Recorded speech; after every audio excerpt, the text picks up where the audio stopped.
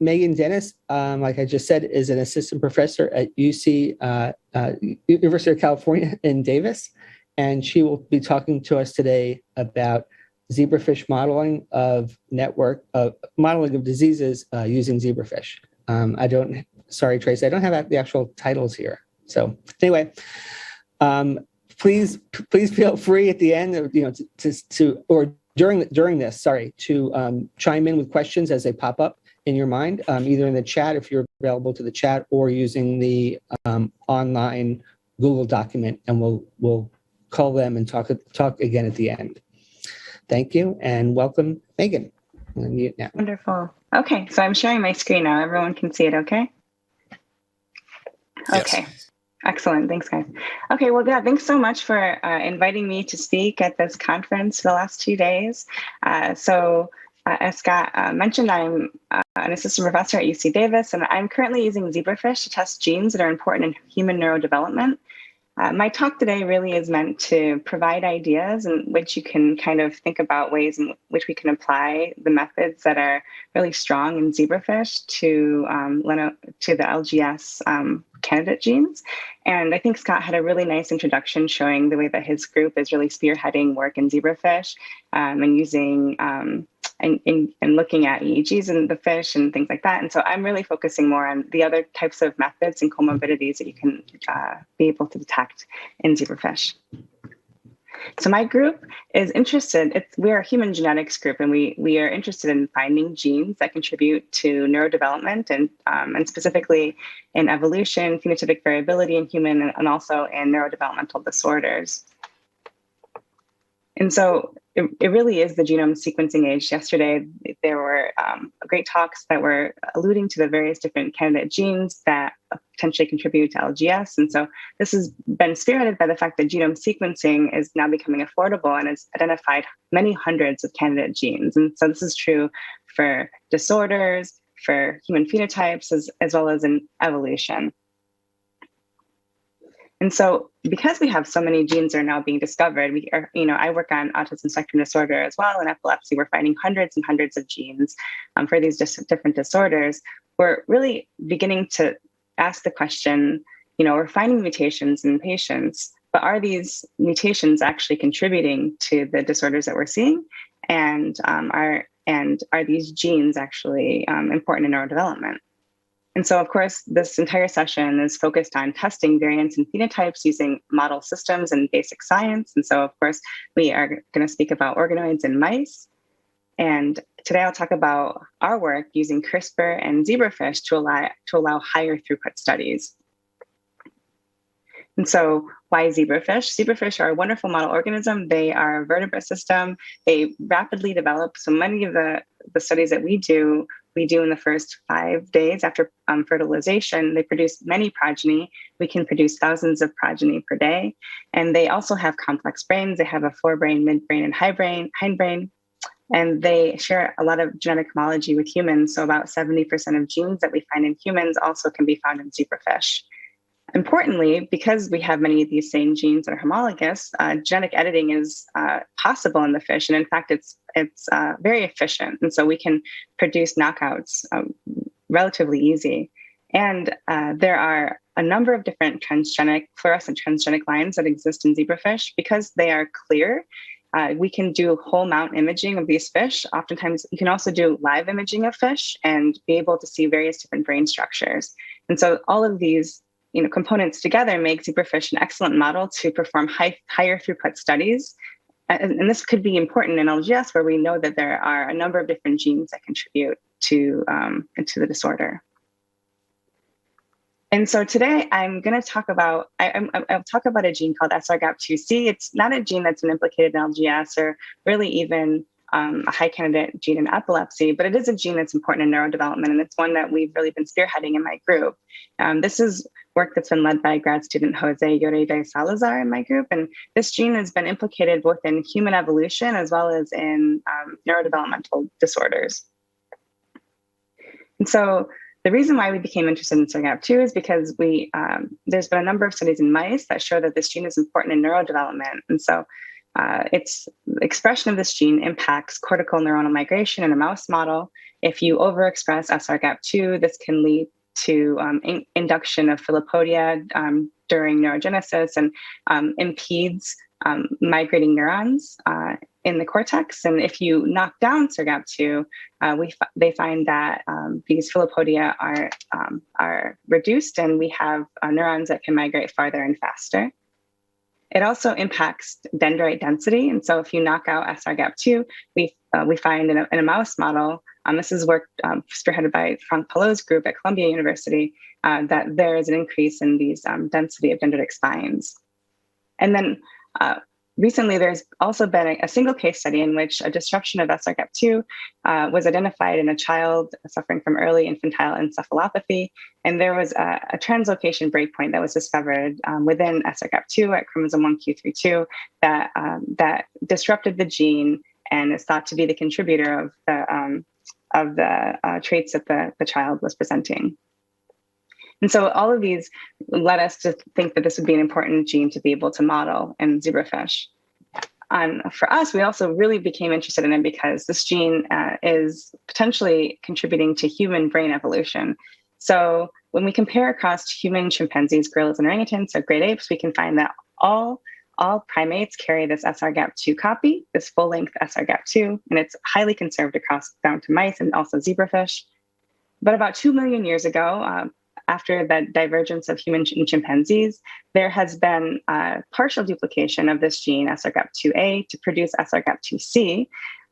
And this gene is expressed in the same tissues as SRGAP2A and is thought to potentially have contributed to the expansion of the neocortex in the last approximately 2.5 million years that has occurred in our species. And the mechanism that's been proposed using mice is that the gene SRGAP2 is capable of homodimerizing at neuronal precursor membrane surfaces. And the homodimerization then leads to philopodia protrusions, which I mentioned for the neuronal migration assay. But SRGAP2 is partial. It does not have all of these other additional domains. The Rho-GTPase activating protein is an SH3 and acts antagonistically and essentially phenocopies the knockout phenotypes of SRGAP2A. So we wanted to be able to model this using a zebrafish system. And so the way that we're using zebrafish to model various different genes and characterize the function of genes is by using CRISPR knockout. And so, as I mentioned about zebrafish, there's highly efficient. There's 2 different ways we can go about knocking out genes in zebrafish.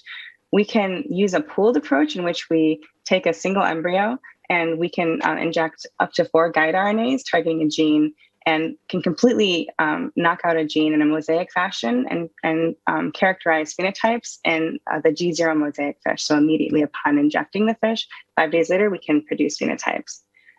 We can also create stable lines by creating these mutants and then breeding them and then creating these stable lines. And these are many of the different zebrafish that Scott was alluding to. Those are all stable knockout lines. And so these are great because there's not off-target mutations in these fish, and you can compare homozygous to heterozygous fish. And so these are also very useful. We're also humanizing fish by in vitro transcribing human mRNA and then injecting these mRNAs directly into the embryos at the single cell stage. And then these mRNAs persist within the zebrafish up to about 2 to 3 days post-fertilization. And so for genes important in early neurodevelopment, this is an approach in which we can actually introduce a human version of a protein into the fish and see its function. And so in our case, because we're looking at these human-specific duplicated genes that don't exist in the zebrafish, we're able to actually inject this SRGAP2C into our embryos and characterize their function.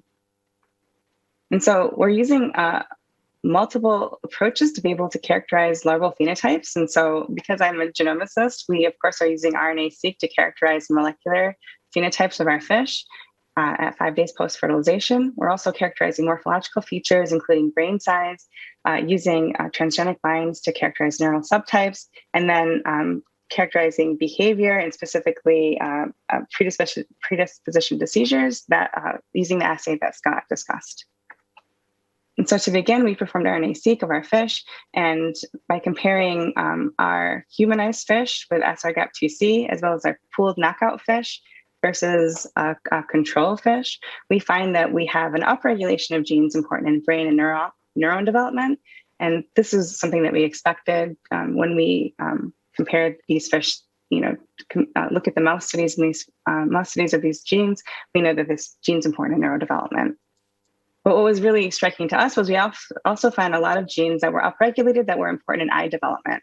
And so this is a feature that has not been attributed to this gene, SRGAP2, in any of the mouse studies or any of the studies that have been published of this gene. And so we're currently in the process of trying to understand better if this gene does in fact impact eye development. We can also characterize morphological features. And so this is really a strength of the zebrafish system in that we can do this in a high throughput manner. And the way they were doing this is using the VAST bioimager. So this is a really slick system in which you can place your fish into 96 well plates. We have them at 3 days and at 5 days post-fertilization. We can have individual embryos in each of the wells, and the system automatically, using a capillary system, sucks up the fish, places them onto,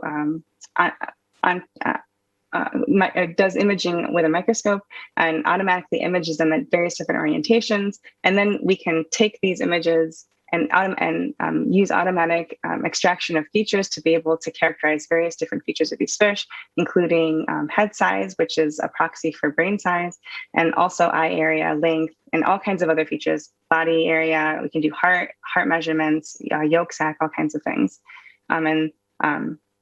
This is using the fish inspector system. It comes from Stefan Schultz's lab.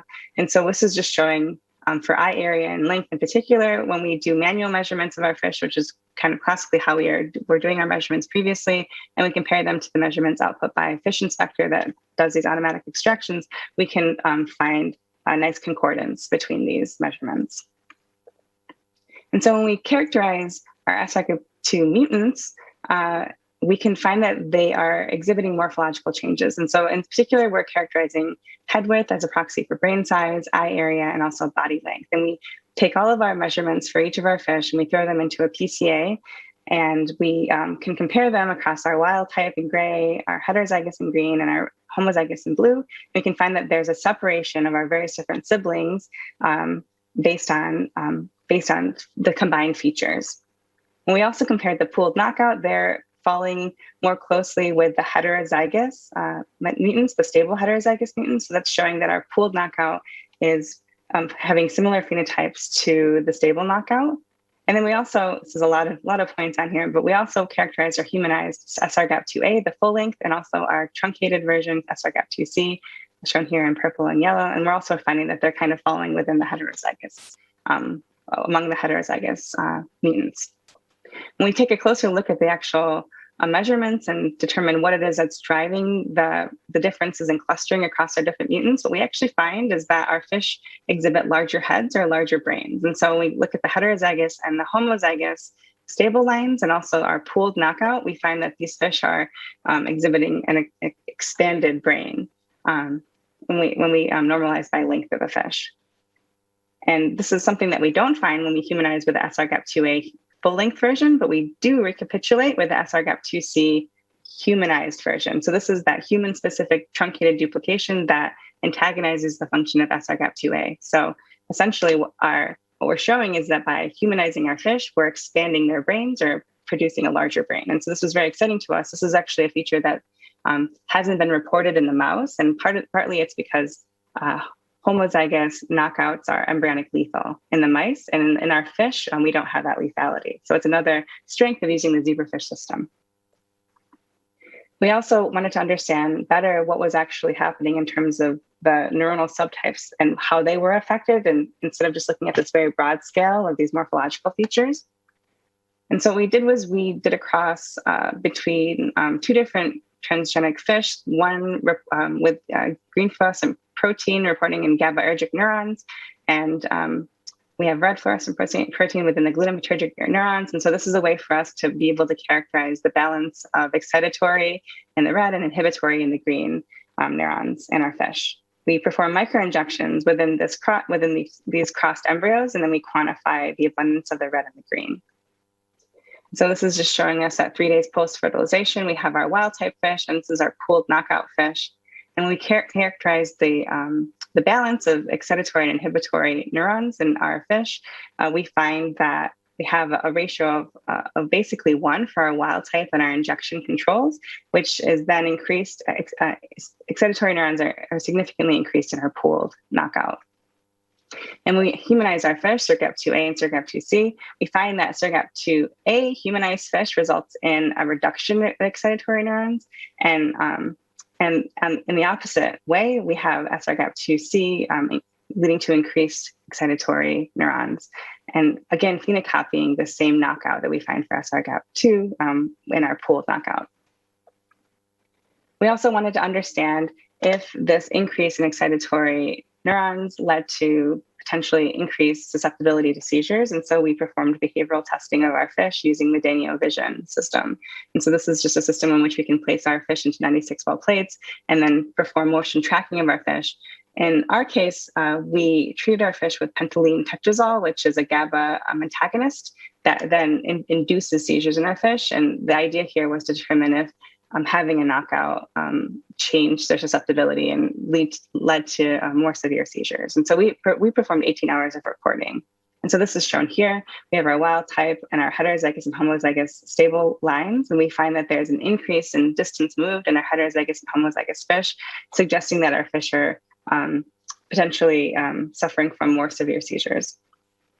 We also find that the SRGAP2C humanized fish is showing the same effect and effectively phenocopying our stable lines. And so, in summary, I believe that we can use a similar approach to characterize LGS candidate genes. So we have many different genes. We can go about knocking out many of those genes in our fish using various different approaches. We can harvest their brains, understand the molecular differences in the brains of these fish.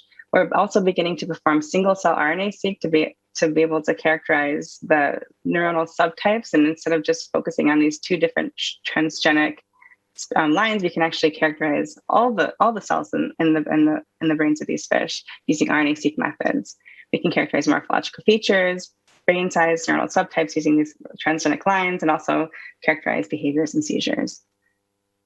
And of course, there's more that can be done. So as Scott mentioned in his brief talk, we can test more refined brain phenotypes, and this would be particularly relevant for LGS. And so fish are really great. You can perform local field potential measurements. And so this is not something that my lab does, but labs like Scott's lab do. And so here's a study from Scott's group in which they were able, with the PTZ treated fish, were able to show that you can identify various different abnormal events from the LFP, and also use an optogenic imaging of these fish, of these whole mount live fish, to be able to characterize calcium signaling. And then this allows you to be able to characterize activity in various different parts of the zebrafish brain in real time.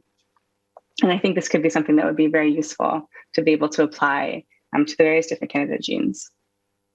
Also, I just showed you an example of a single gene that's being characterized using CRISPR, but recently there's been methods in which we can increase the throughput of CRISPR in zebrafish to really make it a higher throughput method. And so there's an approach called mic drop that was just published last month in Science, in which up to over 100 genes can be characterized in a single experiment, in which we have individual fish that have been knocked out with various different libraries of many different genes, and you can characterize changes in phenotypes across this library of knockouts. And so if you have these really nice quantitative phenotypic assays, such as the VAST system, or being able to do optogenic testing of the fish, and you can actually knock out many, many different genes out in parallel, you can imagine that it would allow you to really be able to narrow in on the true candidate genes that could be contributing to LGS. Also, we can begin to think about testing patient variants of unknown significance. And so if we have these stable mutant lines that are producing a quantitative and consistent phenotype, we can use a rescue model in which we can do in vitro transcription of human mRNAs carrying various different variants of unknown significance and inject them directly within the mutant lines and test for if there's rescue or not rescue based on if the actual protein is functional or not, Or if you have, for instance, a gain-of-function mutation, you can also use this. You can use this approach, and this has been used successfully by other groups to be able to characterize genes and variants found in patients that then lead to disease. And so this is an example in which we have in the stable line, we have an abnormal phenotype. And then as we inject different patient variants, we find that there can be rescues. So this would suggest that this particular variant may not be functional, whereas these other variants are indeed functional because they don't rescue the trait. And so that wraps up my talk describing the various different wonders of using zebrafish to characterize neurodevelopmental traits. Of course, I'd like to thank my lab and particularly Jose, who spearheaded most of the work that I discussed today, as well as my collaborators and my funding and the funding support that I have. And yeah, happy to take questions now or at the end. Thank you.